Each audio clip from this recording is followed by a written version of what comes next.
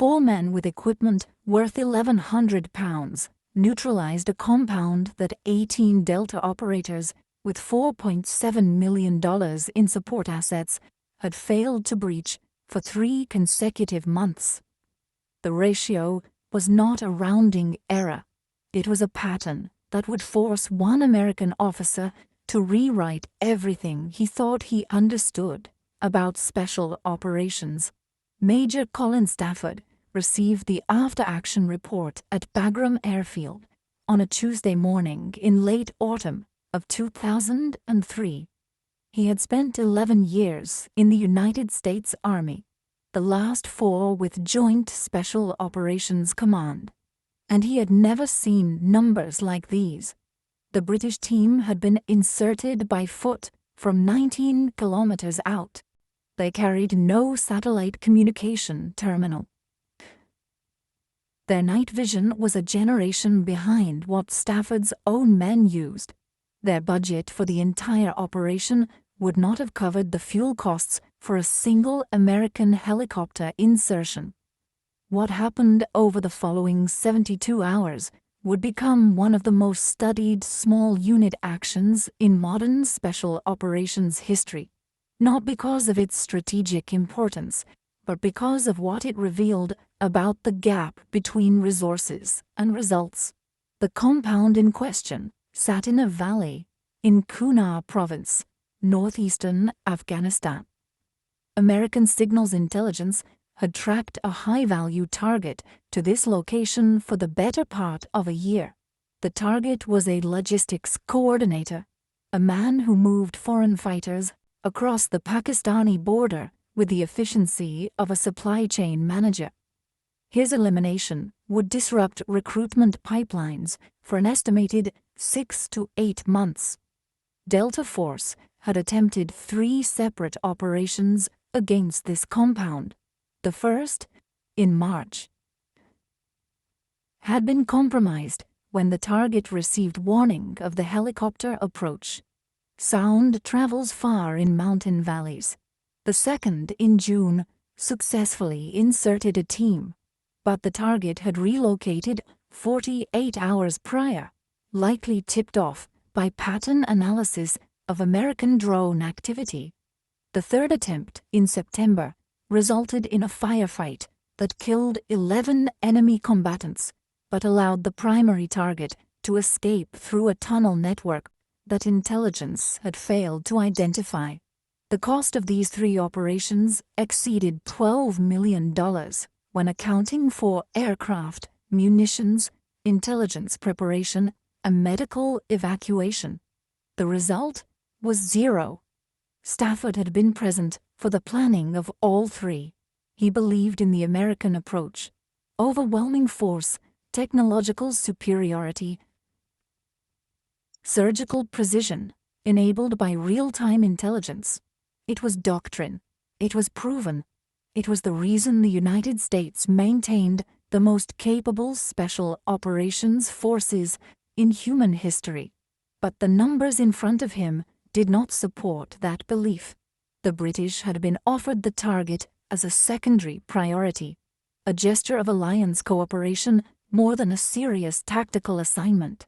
Nobody at JSOC expected them to succeed where Delta had failed 3 times. The terrain was too difficult, the target too well protected, the intelligence picture too incomplete. What Stafford did not know, what he could not have known, was that the men sent to that valley had been through a selection process that bore no resemblance to anything in the American military. The equipment they carried looked primitive because it was designed for a different kind of war. An American operator's combat load in Afghanistan averaged 93 pounds. This included body armor rated for rifle fire, a primary weapon system with 300 rounds minimum, communications equipment capable of reaching satellite networks, and enough batteries to power everything for 72 hours. The cost of this equipment exceeded $22,000 per man.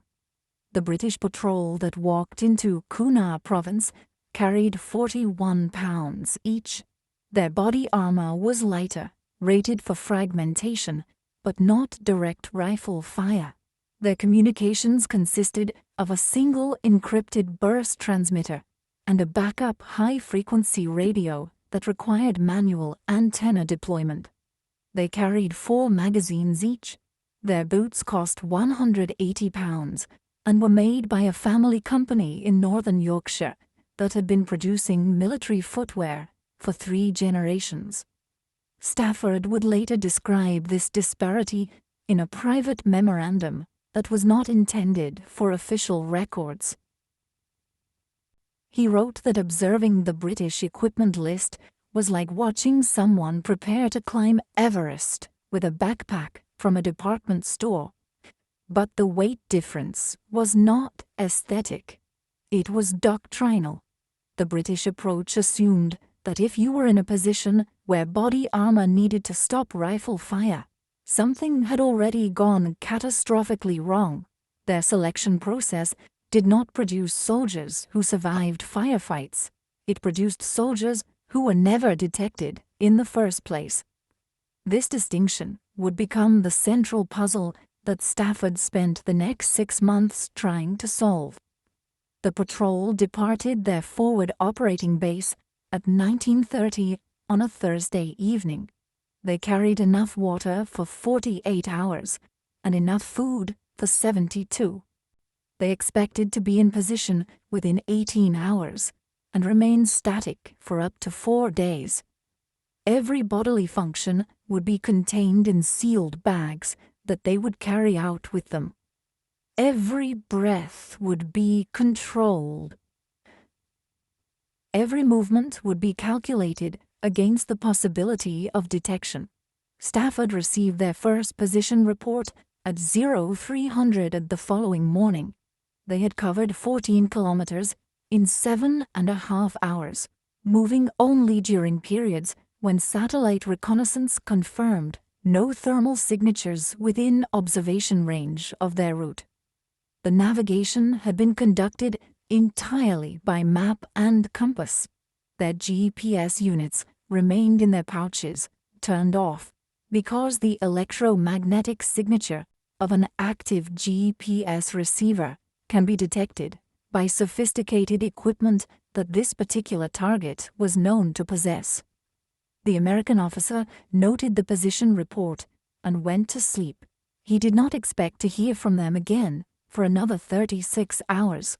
What he did not know was that one member of the patrol was carrying a 3-pound device wrapped in waterproof plastic at the bottom of his pack. This device would not be mentioned in any planning document.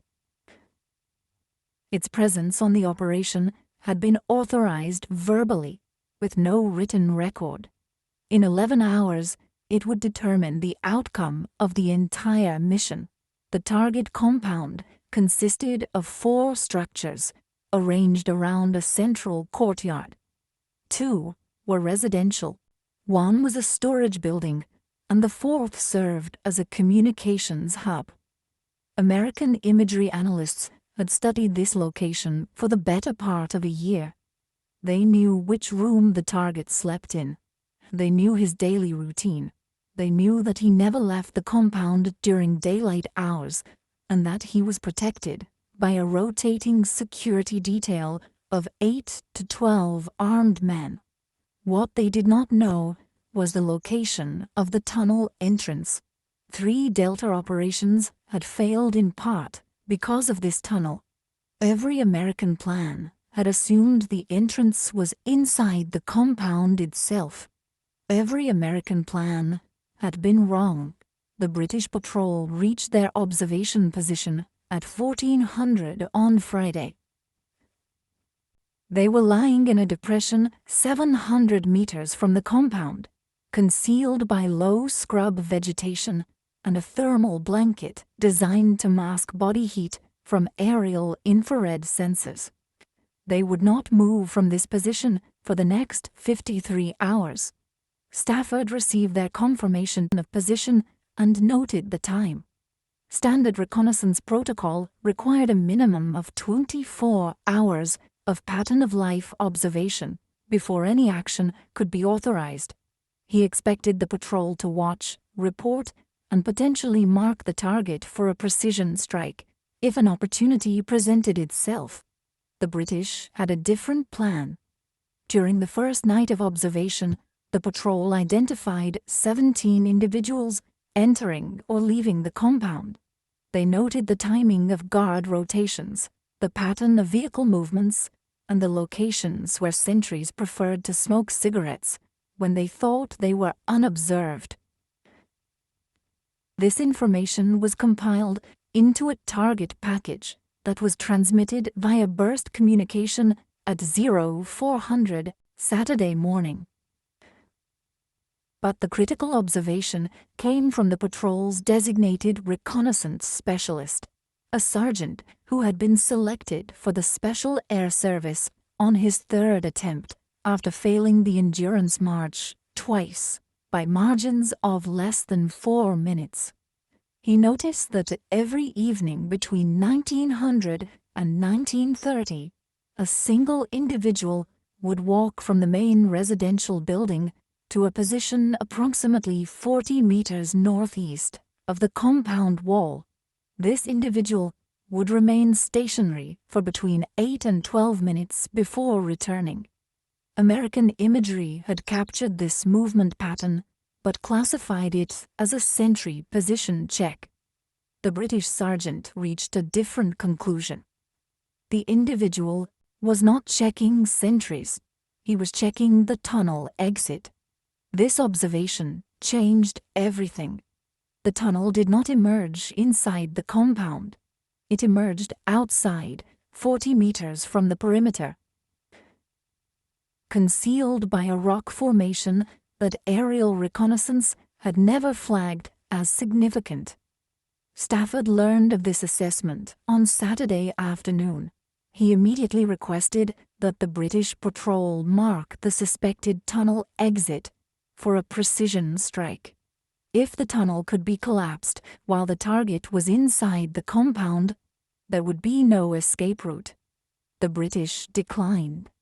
Their reasoning would become the subject of extensive analysis in the years that followed. A precision strike would alert the target to the fact that his escape route had been compromised. He would assume his location was known and would immediately relocate. Even if he was killed, the intelligence value of capturing him alive, along with whatever communications equipment and documents were inside that compound, would be lost. The British wanted to take the compound intact.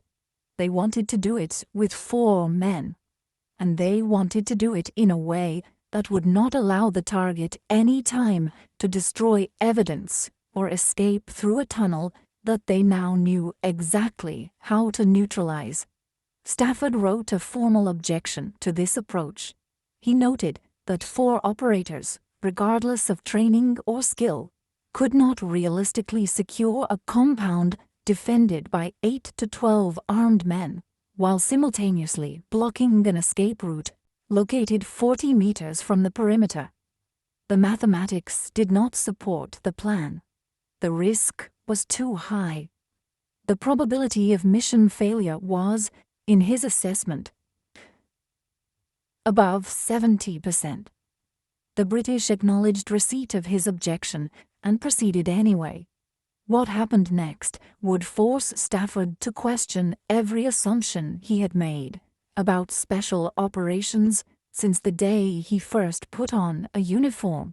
The gap between what his training told him was possible and what these 4 men actually accomplished was not a matter of degree. It was a matter of kind. The 4 operators inserted at 0217 local time on the 3rd night of the lunar dark period. Stafford received confirmation of successful infiltration through a single encrypted burst transmission, 4 characters that simply read ___, quote, __0, ___. He noted the time recorded it in his observation log, and began what he expected would be a 48-hour countdown to extraction under fire, or more likely, the grim process of coordinating remains recovery. The insertion point was 14 kilometers from the target compound. American Doctrine would have placed a team no more than 3 kilometers out, relying on helicopter support to close the distance quickly and reduce exposure time. The British had chosen to walk, not because they lacked helicopter assets. Stafford had personally offered 2 MH-47s with full suppression packages, but because, as the British team leader explained in a phrase that would stay with Stafford for years, quote 1, the route they had selected crossed terrain that American planning software had flagged as impossible for dismounted movement. 2 ravine systems, a scree field that satellite imagery showed as loose and unstable, and a final approach through agricultural terracing that offered virtually no cover. Stafford had walked terrain like this during his own operator days. He knew what it did to ankles, to knees, to the mental state of men carrying 40 kilograms of equipment in darkness. The standard American calculation for this type of movement was 1 kilometer per hour. Under optimal conditions, the British would need to average nearly 2 kilometers per hour to reach their observation position before dawn. They made it in 5 hours and 43 minutes. The first situation report came at 07:52, after the team had established their hide site. It contained no words, just a series of coordinates and a single abbreviation that Stafford had to look up in the British Communications Protocol document. The abbreviation meant underscore underscore, quote underscore 2, underscore underscore 7 words of information compressed into 11 characters. The American equivalent report format required a minimum of 47 data fields. What Stafford did not know, and would not learn until weeks after the operation concluded, was what those first hours in the hide site actually looked like. The position the team had selected was not a natural depression or a convenient rock formation. It was a shallow scrape in agricultural soil, 18 inches deep at its maximum, covered with local vegetation that the lead operator had gathered during the final approach. 4 men lay in a space designed for 2, their bodies arranged in a configuration that allowed continuous observation while minimizing their thermal signature. The temperature that first day reached 39 degrees Celsius. Inside the hide, with 4 bodies generating heat and no ventilation possible without compromising concealment, it exceeded 50 degrees. This was not an accident of circumstances. This was doctrine. During selection, candidates spend 72 hours in a resistance to interrogation phase that includes sensory deprivation, stress positions, and environmental extremes specifically designed to identify the psychological breaking point. The pass rate for this phase alone hovers around 30% of those who have already survived the hill marches. What it produces are not men who tolerate discomfort. It produces men for whom discomfort has become a background condition, no more remarkable than breathing. Stafford received the second situation report at 18:23 that evening. The target had returned to the compound.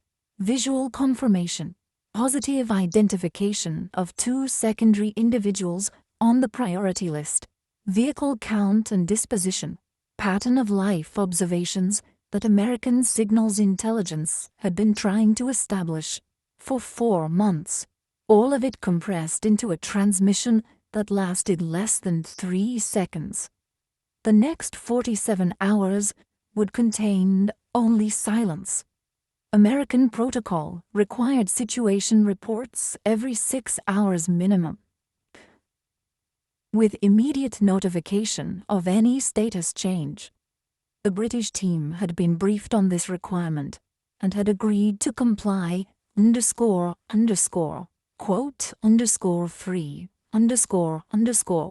Stafford understood now what that phrase actually meant. It meant they would communicate when they had something worth saying, and not before. Every transmission, however brief, carried a non-zero probability of detection.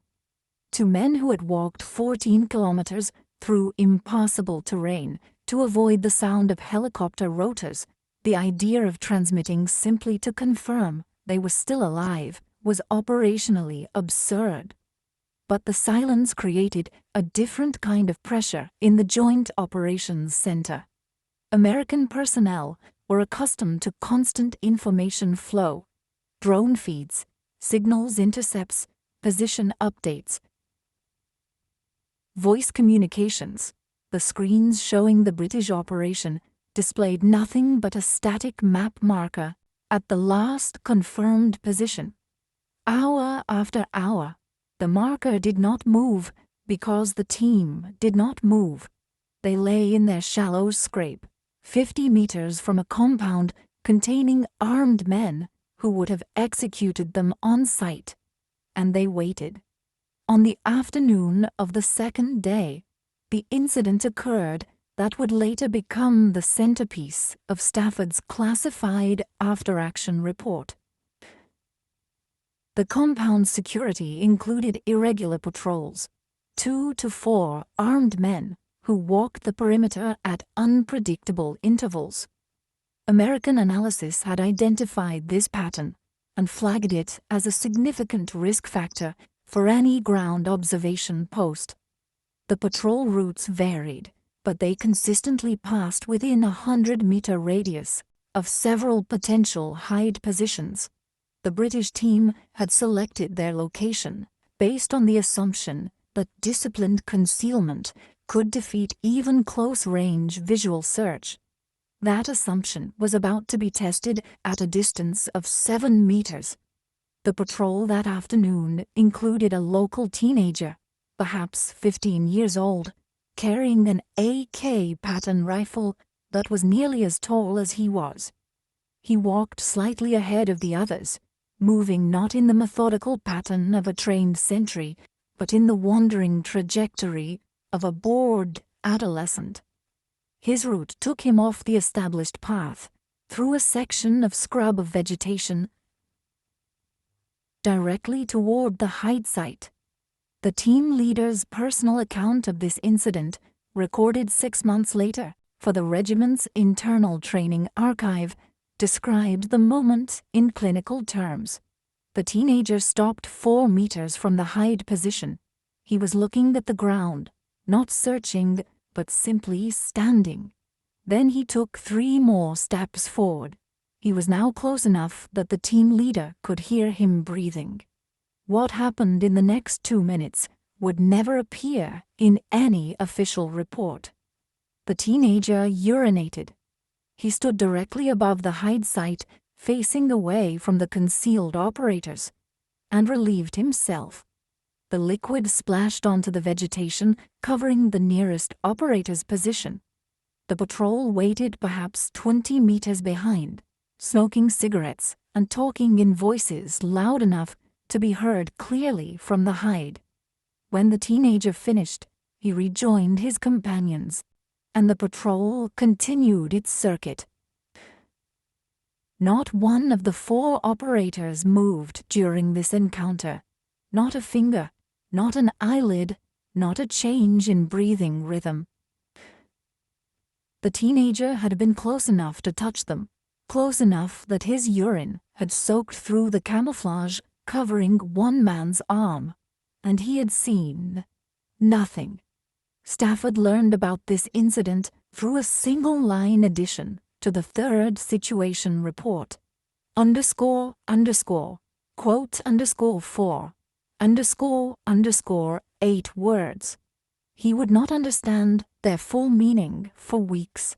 To grasp how a human being could remain motionless while another human being stood 7 meters away and looked in their general direction requires understanding what the jungle phase does to candidates.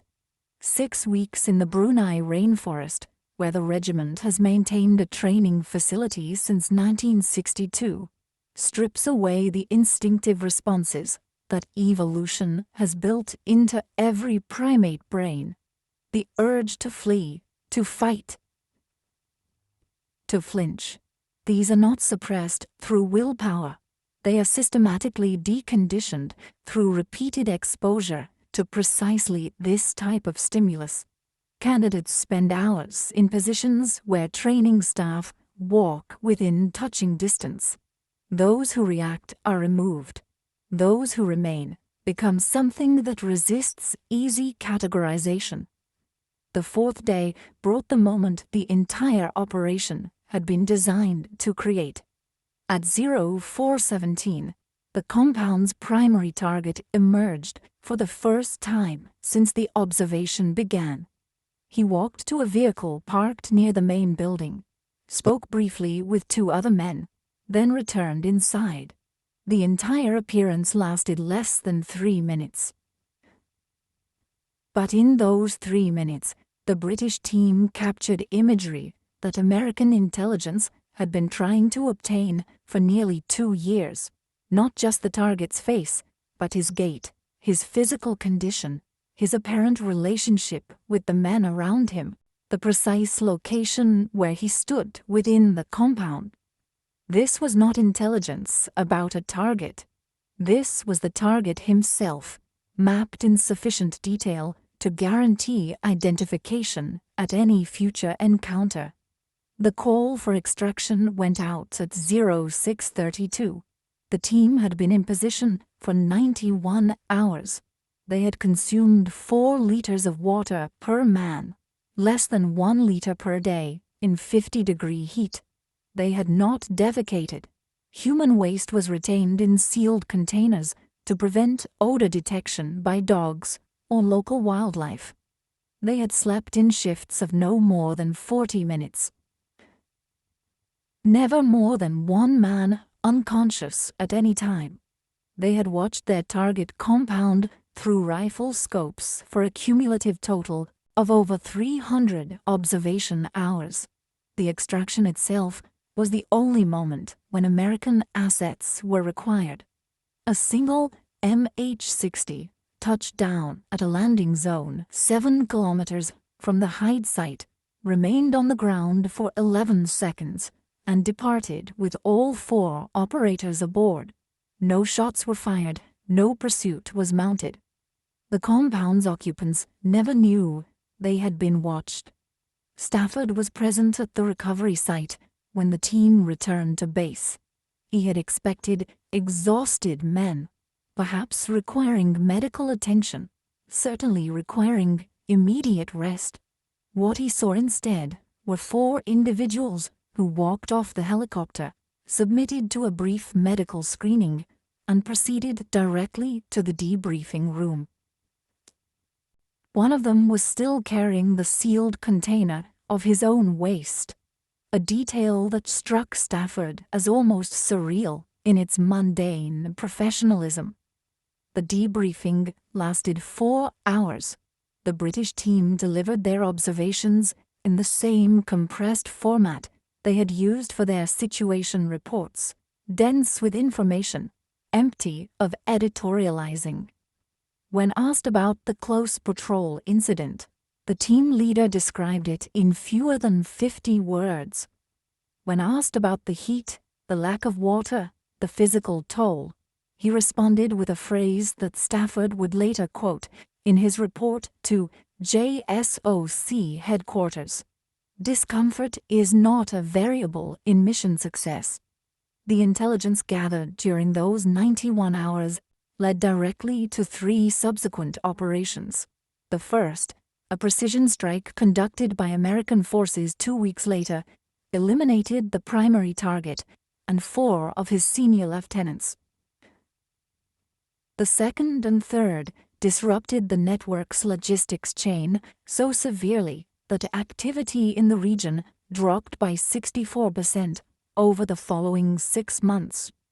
All of this traced back to what 4 men had observed through rifle scopes while lying in their own filth in 50-degree heat for nearly 4 days. But the numbers that would ultimately reshape Stafford's thinking were not the operational outcomes. They were the comparative statistics that he compiled over the following months, comparing British SAS performance against American Special Operations units conducting similar missions in the same theater. The American compromise rate for extended surveillance operations was 31%. 1 in 3 missions ended with the observation team being detected, requiring either emergency extraction, engagement with hostile forces, or both. The British compromise rate was 4%. The American average time on target for surveillance operations was 17 hours. The British average was 53 hours.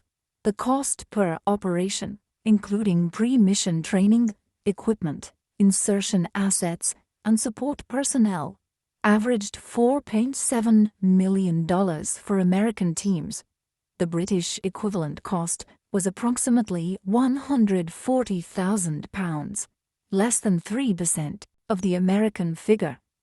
And the jackpot rate, the percentage of operations that successfully achieved their primary intelligence objective, was 44% for American units. For the British, it was 81%. These numbers did not make sense to Stafford when he first compiled them. He checked the data 3 times, contacted his counterparts at other joint operations centers, verified the methodology with JSOC's analysis division. The figures held. They were not anomalies or statistical flukes. They represented a fundamental difference in capability that could not be explained by equipment, budget, or even individual talent. The explanation, when Stafford finally understood it, had nothing to do with what the British possessed. It had everything to do with what they did not possess, and what that absence had forced them to become. The numbers arrived on Stafford's desk 3 weeks after the compound operation. They were not presented as analysis or interpretation. They were presented as fact, stripped of context, requiring no explanation. During the 14-month period between March 2003 and May 2004, Delta Force conducted 87 direct action missions in the southeastern Afghanistan theater. The jackpot rate, successful engagement with the intended target, stood at 38%. The compromise rate, operations where the assault element was detected before reaching the objective, reached 41%. Average mission cost, including aviation support, satellite tasking, and ground logistics, exceeded $2.3 million per operation. During the same period, in overlapping territory and pursuing overlapping objectives, SAS elements conducted 34 direct action missions. Jackpot rate 71%. Compromise rate 9%. Average mission cost £47,000, which at the exchange rate of the time translated to approximately $82,000. Stafford read the figures twice. Then he requested the raw data. The raw data confirmed the summary. He requested independent verification from the Joint Special Operations Command Analytical Cell. Their verification added additional detail that only widened the gap. Of the 34 SAS missions, 22 had been conducted with no aviation support whatsoever. 14 had involved insertion distances exceeding 40 kilometers on foot. 7 had required the assault element to remain in position for more than 72 hours before engagement. The longest had involved a 4-man team holding an observation position for 11 days in terrain that American planners had classified as unsurvivable without resupply. The team had carried everything they needed. They had not been resupplied because they had not requested resupply. They had not requested resupply because they had calculated their requirements correctly before departure and had disciplined their consumption to match their calculation. One detail from the analytical report stopped Stafford entirely. During a mission in Paktika province in November 2003, an SAS team had maintained observation on a compound for 6 days while a sandstorm reduced visibility to under 10 meters. American drone coverage had been impossible. Satellite imagery had been useless. The team had continued reporting target movements by counting footsteps through the auditory chaos of the storm, distinguishing between different individuals based on gait patterns they had memorized during the first 48 hours of observation. When the storm cleared and visual confirmation became possible, their count had been accurate to within 2%. Stafford had spent his career believing that special operations success was a function of 3 variables: intelligence quality, technological advantage, and tactical proficiency. The British results suggested a 4th variable that his analytical framework had entirely omitted. He began requesting personnel files, not mission reports, those he had studied exhaustively. He wanted to understand the humans who had produced these outcomes. What he found contradicted every assumption embedded in American Special Operations Doctrine. The average age of SAS operators in the Afghanistan theater was 34. The average age of Delta operators was 28. The British teams included men who had been conducting special reconnaissance operations for 15 years or more. They had developed pattern recognition capabilities that simply did not exist in younger operators, regardless of training intensity or technological augmentation. But age alone did not explain the disparity. Stafford found records of SAS operators who had failed American-style combat fitness assessments, timed runs, maximum repetition tests, obstacle course completions, while simultaneously outperforming American operators on every mission-relevant metric. On Sergeant Major, identified in the files only by his service number, had completed 47 successful direct action missions across 3 theaters over a 12-year period. His file included a medical notation from 2001 indicating chronic knee degradation that would have disqualified him from continued Delta service. The notation was followed by 47 additional missions. The explanation, when Stafford finally extracted it from a British liaison officer during a rare moment of candor, was simple. The SAS did not measure combat effectiveness by physical performance standards. They measured it by operational outcomes. If a man could complete missions successfully, his fitness test scores were irrelevant. If he could not complete missions successfully, his fitness test scores were equally irrelevant. This was not a minor doctrinal difference. It represented a fundamental divergence in organizational philosophy that Stafford had never considered. American Special Operations units optimized for measurable metrics because measurable metrics enabled standardized selection, equitable promotion, and defensible resource allocation. British units optimized for mission success because mission success was the only metric that mattered in actual operations, regardless of whether it could be measured, standardized, or defended to oversight committees. The implications cascaded through every aspect of training, selection, and career management. American operators trained to pass evaluations. British operators trained to complete missions. The distinction seemed semantic until Stafford reviewed the after-action reports and recognized how consistently the outcomes diverged. He found himself returning repeatedly to one phrase in the British liaison officer's explanation. The phrase had seemed dismissive when first delivered, almost flippant. But as Stafford processed the operational data, it began to acquire weight. The liaison officer had said simply that SAS operators were not trained to meet standards. They were trained until there were no standards left to meet. Selection did not end when a candidate passed. Selection ended when the instructors could no longer conceive of a scenario in which the candidate would fail. This explained why the selection process had no fixed duration. It continued until the outcome was certain, in whichever direction that certainty emerged. Some candidates were removed in the first week. Some were removed in the 6th month. The calendar was irrelevant. Only the certainty mattered. Stafford requested a meeting with his commanding officer. The meeting lasted 47 minutes. Stafford presented the comparative data,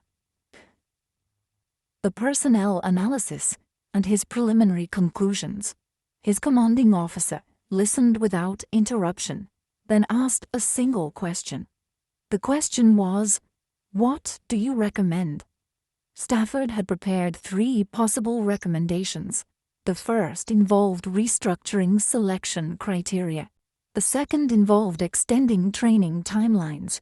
The third involved recruiting older candidates with more extensive military experience before special operations selection. His commanding officer rejected all 3, not because they were wrong, but because they were impossible.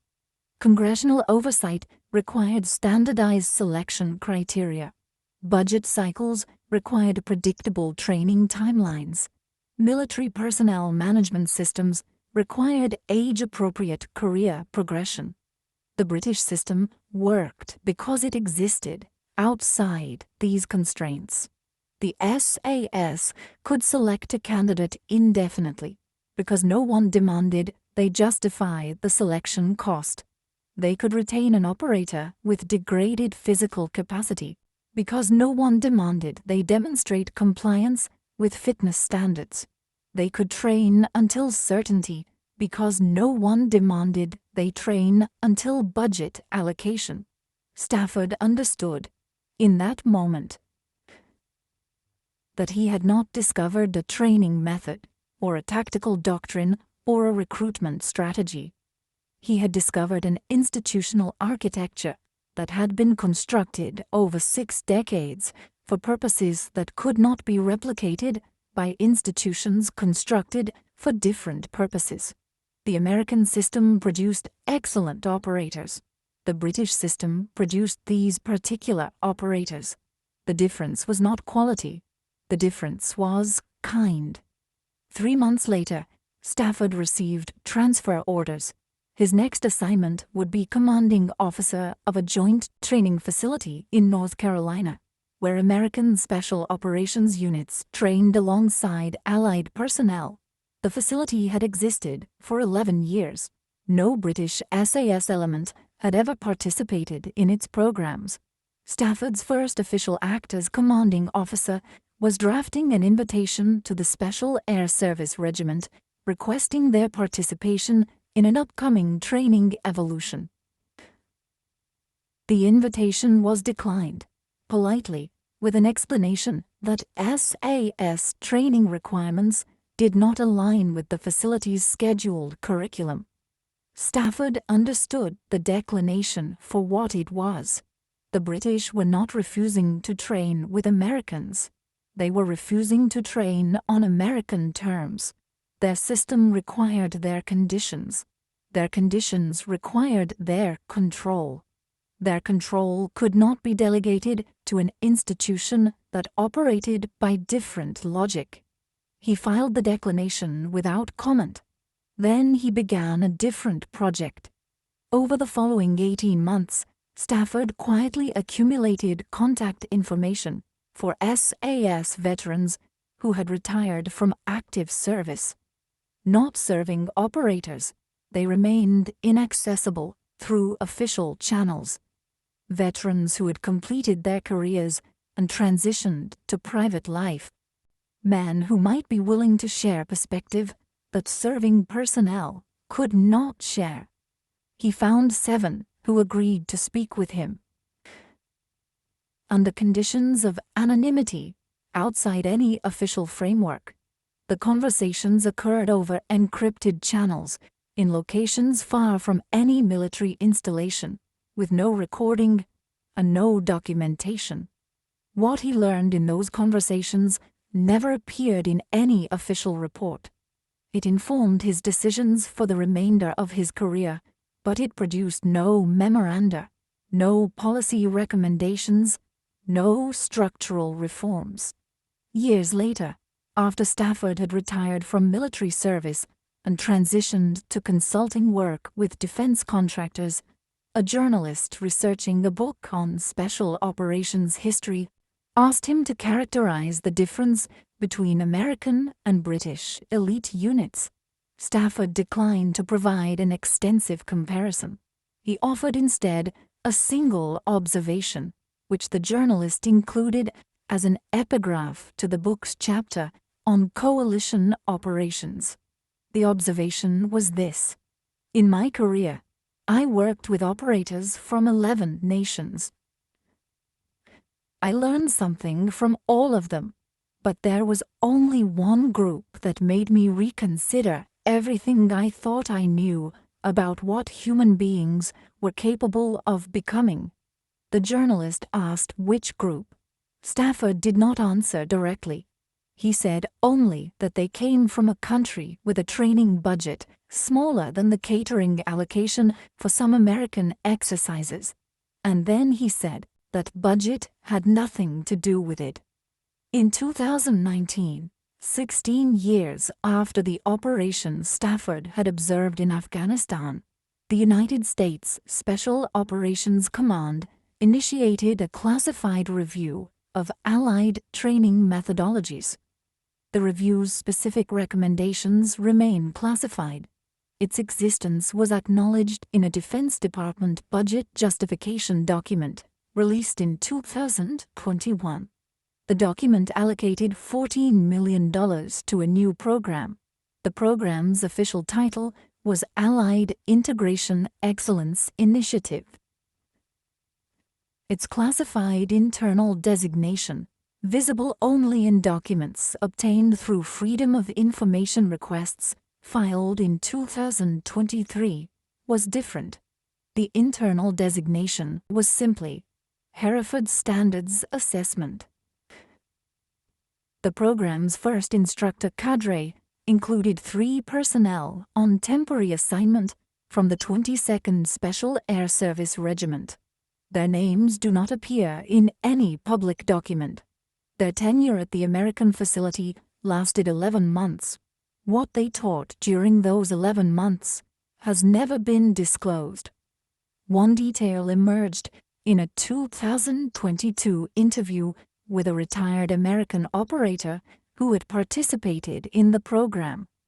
The detail concerned not what the British instructors taught, but what they refused to teach. They refused to teach technique. They refused to teach tactics. They refused to teach equipment employment or mission planning procedures.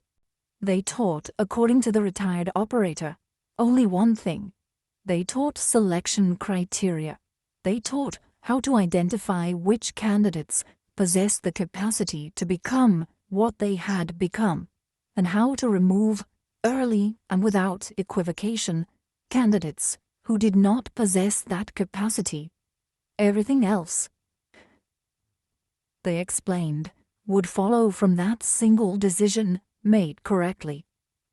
Stafford never saw the Hereford Standards Assessment Program in operation. By the time it launched, he had been retired for 3 years, but he received a letter shortly after the program's existence became public knowledge from a serving officer who had read his old situation reports from Afghanistan. The letter contained a single question: "How did you know?" Stafford's reply, which the officer later shared with colleagues, was 8 words. He wrote, "I watched them." That was enough.